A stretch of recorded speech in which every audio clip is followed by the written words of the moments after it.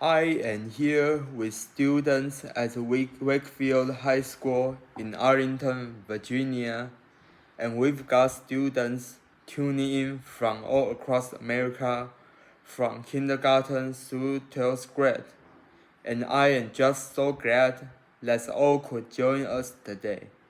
And I want to thank Wakefield for being such an outstanding host. Give yourselves a big round of applause. I know that for many of you, the day is the first day of school, and for those of you in kindergarten or starting middle or high school, it's your first day in a new school, so it's understandable if you are a little nervous. I imagine there are some seniors out there who are feeling pretty good right now.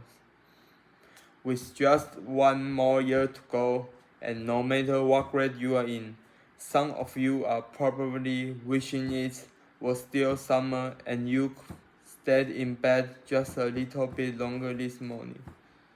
I know that feeling. When I was young, my family lived overseas. I lived in Indonesia for a few years, and my mother, she didn't have the money to send me where all the American kids went to school. But she thought it was important for me to keep up with an American education. So she decided to teach me extra lessons herself, Monday through Friday. But because she had to go to work, the only time she could do it was at 4:30 in the morning. Now, as you might imagine, I wasn't too happy about getting up that early, and a lot of times I'd fall asleep right there at the kitchen table. But whenever I'd complain, my mother would just give me one of those looks and she'd say, "This is no picnic for me either, Buster." So I know that some of you are still adjusting to being back at school. But I'm here today because I have something important to discuss with you. I'm here because I want to talk with you about your education and what's expected for all of you in this new school year. Now, I've given a lot of speeches about education, and I've talked about responsibility a lot. I've talked about teachers' responsibility for inspiring students and pushing you to learn.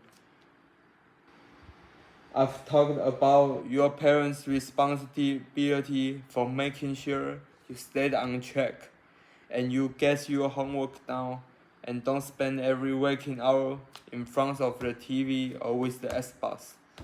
I've talked a lot about your government's responsibility for setting high standards and supporting teachers and principals and turning around schools that aren't working, where students aren't getting the opportunity that they deserve.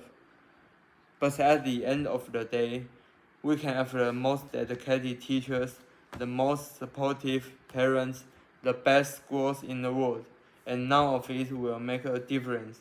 None of it will make unless all of you fulfill your responsibility. Unless you show up to those schools, unless you pay attention to those teachers, unless you listen to your parents and grandparents and other adults and put in the hard work it takes to succeed. That's why I want to focus on today, the responsibility each of you has for your education. I want to start with the responsibility you have to yourself.